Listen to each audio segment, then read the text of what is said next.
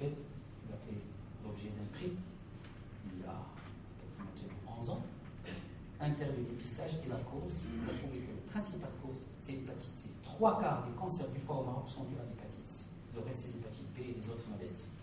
Donc, tout malade cirrhotique, quelle que soit la cause, notamment celui de l'hépatite C, vous devez le checker tous les 6 mois, échographie.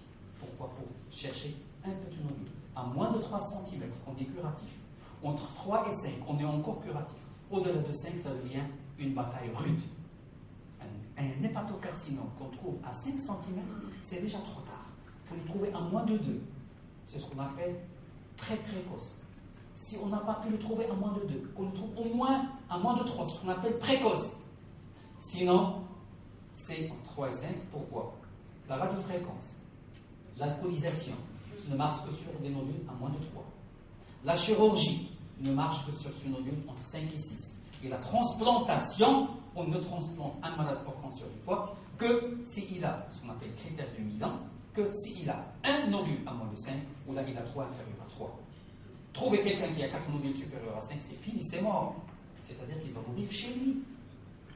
Intérêt de cette échographie, s'il vous plaît, ça vous pouvez le faire dans votre étude pour vos malades cirrhotiques. Ah oui, il faut faire une bonne échographie. Une bonne échographie. On cherche une aiguille dans un océan. On cherche un petit nodule qui fait 1 cm, 2 cm sur un foie qui est hétérogène. Il y a du brouillard. C'est pas le foie nickel, c'est le foie où le chimkhallat. Et il faut prendre son temps. Ça prend, une échographie de dépistage prend 15-20 minutes. C'est grave. Une bonne échographie de dépistage, c'est 15 à 20 minutes. Est-ce qu'il faut faire la fibro avant?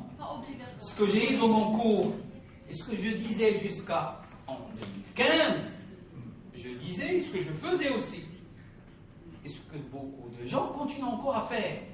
Tout patient qui a une cirrhose, on doit chercher l'HTP, parce que ça serait un drame. Ça serait un drame, parce que la cause de mortalité par hémorragie est de 15 à 20%. Et il monte par hémorragie dans 15 à 20%. Lorsqu'on fait une hémorragie, je risque de mourir. Mes chances de mourir au cours de ce premier épisode, c'est de 15%. Si je suis encore bien, un Malcolm Child C, mes chances de mourir sont de 40%. Oui, la mortalité après hémorragie digestive, lorsqu'on est cirrhotique Child C, c'est du 40%.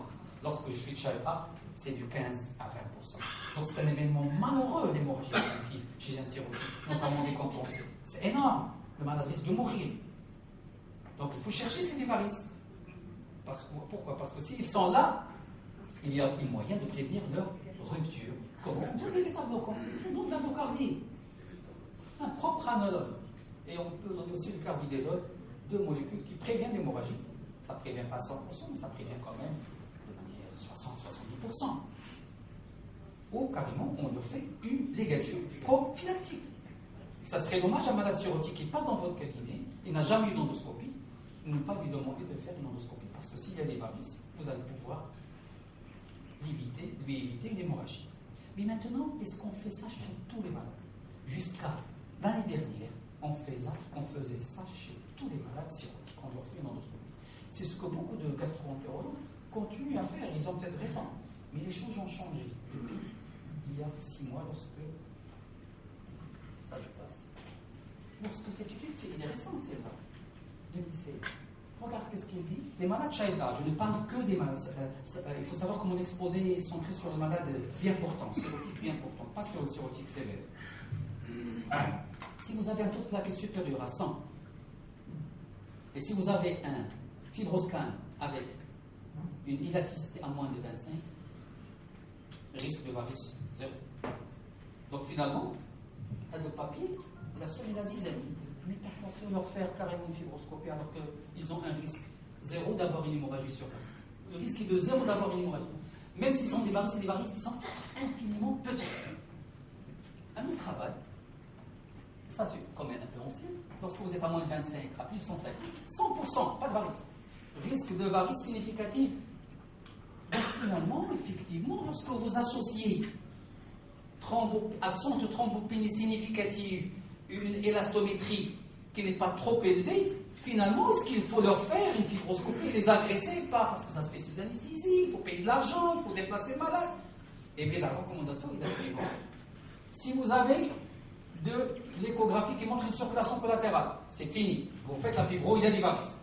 Il faut aller chercher quelqu'un qui a à l'échographie une splénomégalie ou une circulation collatérale, fibroscopie est obligatoire parce qu'il a déjà développé un réseau. Ce réseau peut être, et là, il peut être à des tailles très élevées. Vous n'allez pas attendre la rupture. Donc déjà, à l'écho, vous allez dire celui-là partira pour faire une fibrose, c'est-à-dire celui qui a une splénomégalie, une circulation collatérale. C'est-à-dire qu'il a une hypertension portable.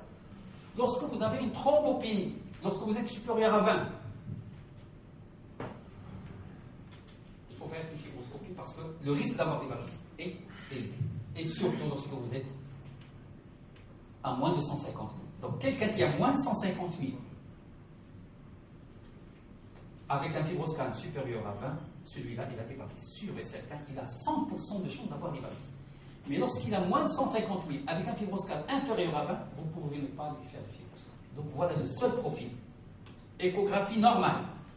Normal, c'est-à-dire qu'il n'y a pas de site HTP, pas de splénomégalie, pas de trompe dilatée, pas de circulation collatérale. Donc, les choses qui nous disent qu'il y a de l'HTP lorsqu'on fait une écho. Donc, écho, pas de signe en faveur d'une HTP. Thrombopénie, non. Supérieur à 150 000. Sauf que la plaquette est normale, parce qu'on sait lorsqu'il y a de l'HTP, les plaquettes vont baisser. Et lorsqu'on est à moins de 100, c'est une HTP sévère. Et lorsque je fais un fibroscan inférieur à 20, ces trois critères me font penser à ne pas faire une fibroscopie. Donc voilà ce qui est nouveau, ça date de 6 mois. Donc il y a un profil de malade chez qui aujourd'hui, même cirrhotique, on ne leur fait pas de fibroscopie. Personne ne vous dira, c'est les recommandations. Moins de 20 kPa, plus de 50 000, vous ne faites pas de fibroscopie. Comment vous allez surveiller ce malade? Moi je pense que la surveillance, c'est dépister le cancer du foie. Je vais faire un bilan. On fait un bilan tous les 6 mois pour évaluer la fonction, calculer le MEL.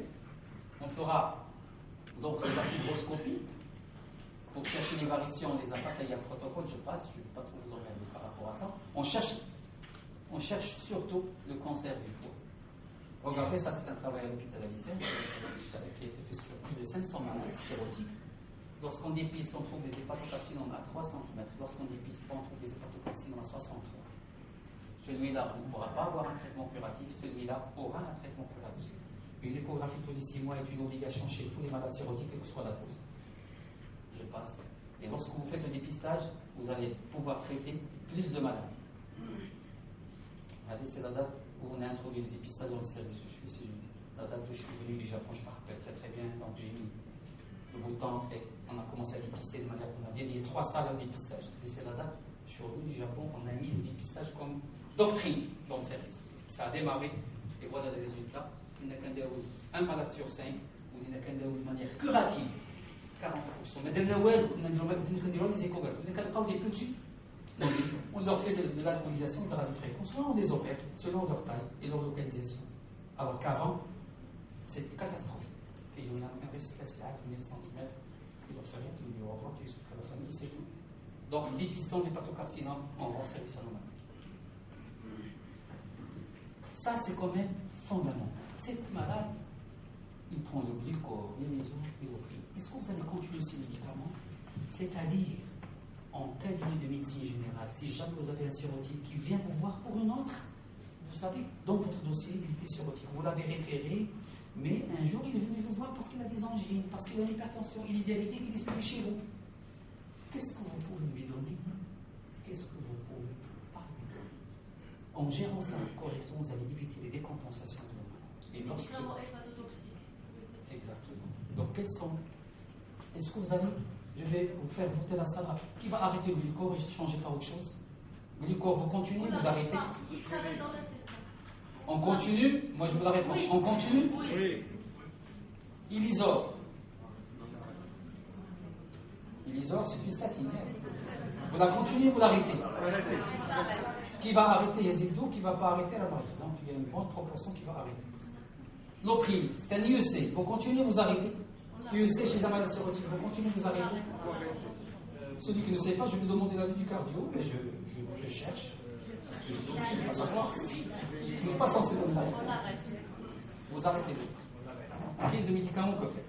Eh bien, je vais être rapide. Statine, il ne faut jamais arrêter les statines cirrhotiques. C'est que du bénéfice. Premier message. ça traite la NASH, ça augmente la réponse au traitement de l'hépatite C, ça réduit l'hypertension portale, ça prévient le cancer. Donc les statines ne jamais arrêter chez un malade cirrhotique. Première information. Deuxième information, les antidiabétiques. Eh bien, regardez les antidiabétiques. Le whisky, le glycorélé, il n'a pas de contre-indication, on le laisse. Et les autres, les biguanines, les sulfamines, vous voyez que risque d'hypoglycémie non indiqué en cas de lésion pancréatique, contre-indiqué en cas d'insuffisance. Donc finalement, on peut les garder, on les arrête lorsqu'il y a vraiment une cirrhose très avancée. Donc si vous avez un biguanine, si vous avez un sulfamide, si vous avez une cirrhose très bien compensée, si le médicament marche, vous pouvez le garder. Il faut le changer une fois il y a des signes de souffrance hépatique, c'est-à-dire un malade child B, child C, non. Un malade child A, si il reçoit de la metformine, gardez-la. Il ne faut pas l'arrêter, parce que il y a beaucoup d'endocrines qui switchent à l'insuline. Non. Il ne faut pas les switcher à l'insuline. L'insuline, ils vont faire des hypoglycémies. Ils vont faire des hypoglycémies. Qui est néfaste pour le cœur. S'il y a une maladie cardiaque. Oui. Monsieur, pour la metformine, si on a à la 70. Non, il n'y a pas de problème. La metformine arrange les ASAT. C'est-à-dire qu'on arrête ces antidiabétiques oraux que chez le malade qui est B et C. Le malade A, il faut voir, et parce qu'ils ont un certain bénéfice. On ne va pas switcher tous les diabétiques Child A, je ne parle que du Child A, bien sûr. On ne va pas switcher tous les malades diabétiques Child A qui sont sous ADO à autre chose. Non, on peut garder ce qu'ils ont si la surveillance seconde, si l'efficacité est bonne. Les médicaments cardiovasculaires, les bêta-bloquants, sans aucun problème, sauf celui-là. Les EUC, jamais. Donc, on doit changer l'opril. Donc, l'opril doit être. Donc, on va garder Glucor, on va garder Ilisor, on va changer l'opril. On va le remplacer par un bêta-bloquant, d'autant plus que c'est agit sur. Donc, le meilleur antihypertenseur, si c'était pour la tension, le meilleur hypertenseur, c'est un bêta-bloquant, non, avlocardine. Ou la carbidéline, parce que ça agit sur la tension, ça agit sur les varices en même temps. Je passe. Voilà, il ne faut jamais donner de psychotropes, d'antidépresseurs et de somnifères. Benzodiazépine, interdit, neuroleptique. Trimperon est interdit chez malade cirrhotique. Il ne faut jamais donner trimperon. Méthoclopramide, contre-indication absolue. Méthoclopramide, jamais chez le cirrhotique parce que ça le décompense, ça donne l'encéphalopathie. Jamais de benzodiazépine. Colvan, il ne faut pas les donner. Ça induit l'encéphalopathie. Et le neuroleptique, Ken. Si jamais on doit donner quelque chose, c'est l'orazépam ou l'oxazépam, c'est-à-dire le Temesta, mais à des faibles doses. C'est la forme 1 mg, pas la forme 2. Si vraiment le malade est anxieux ou il ne dort pas, un antihistaminique à action somnifère. Il a marqué il vaut mieux ne pas le prendre. Mais si vraiment il doit prendre une benzodiazépine, c'est l'équivalent du Temesta à raison d'1 milligramme, pas plus. Pourquoi? Parce que c'est induit l'encéphalopathie hépatique. Les IPP, c'est très mauvais chez le cirrhotique qui a une acide. Jamais d'IPP chez un cirrhotique qui a une acide. Ça augmente l'infection liquide d'acide. Donc, sauf si l'indication est obligatoire. Les IPP, et bien sachez que l'IPP, l'indication chez le cirrhotique avec un formel, laissez l'IPP. Mais si l'indication n'est pas une indication formelle, vaut mieux l'enlever. Donner quelque chose d'autre. Pourquoi? Parce que ça favorise l'infection liquide d'acide. Je parle de le cirrhotique acétique. Le paracétamol, il faut donner 2 grammes, jamais plus. Cirrhotique, pas plus de 2 grammes. Je suis désolé, on est pris par le temps. Les anti-inflammatoires, jamais. Paracétamol, pas plus de 2 grammes. AINES, jamais. Vous allez me dire pourquoi? 2 risques. Hémorragie par rupture de varices et surtout, syndrome hépatorénal. Les AINES induisent le syndrome hépatorénal chez les cirrhotiques. Avec la créatinine qui est normale, pourquoi? Parce qu'ils agissent au niveau du type collecteur, au niveau des récepteurs V2 de la vasopressine. Ils rentrent en compétition, ils vont réduire la filtration et ils vont réduire la filtration glomérulaire et donc ça va donner une insuffisance rénale. Donc jamais d'anti-inflammatoire chez le malade cirrhotique. Jamais, je dis bien jamais. C'est le rouge. J'ai besoin d'une action antalgique, je donne de paracétamol. On ne dépasse pas 500 mg. C'est 2 grammes par jour. Régime. Quel régime vous allez conseiller à un malade cirrhotique qui passe vous voir? Le régime, les gars, un cabinet ou même de spécialistes. Tout le monde parle ce langage. Cirrhotique, si vous prenez beaucoup de protéines, vous allez faire une encéphalopathie. Si vous prenez beaucoup de sel, c'est vrai, vous allez faire de l'acide, etc. Maintenant,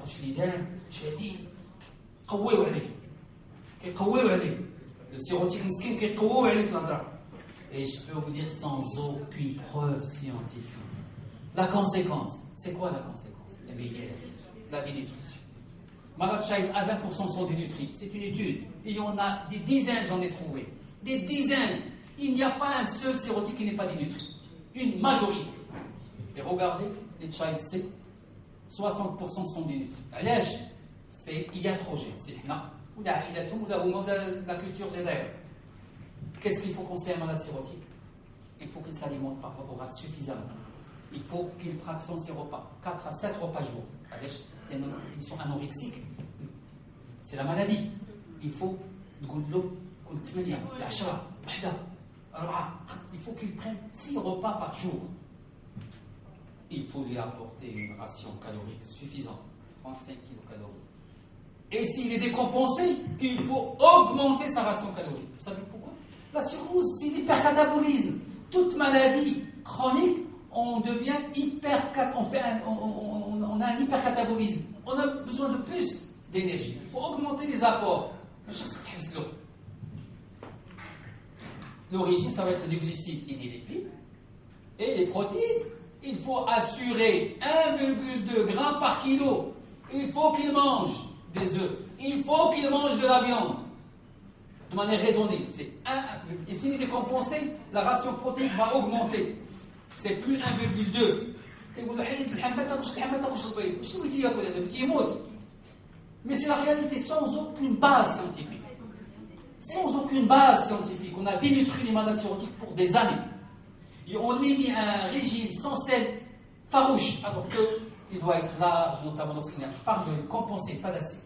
S'il y a d'acide, bien sûr, ça va être un régime sans sel.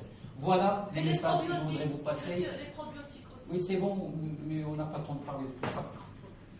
Parce que sinon, on va rester ici. Je suis désolé, je fais vite. Et je termine en un quart d'heure, même pas. Alors, on va terminer à 1h30. Je vous présente un cas très intéressant sur l'hépatite. C'est quelque chose d'autre, ça peut être des hépatites, non. Et je ne vais pas faire la totale, je vais faire juste une partie de ce exposé. Vous recevez un malade qui a une asthénie.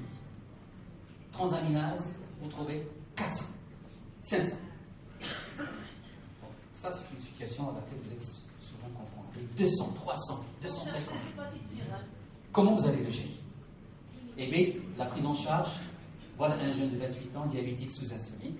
Depuis 2 semaines, asthénie sans ictère, bilan transaminase 13 fois la normale, c'est-à-dire quelque chose comme 360,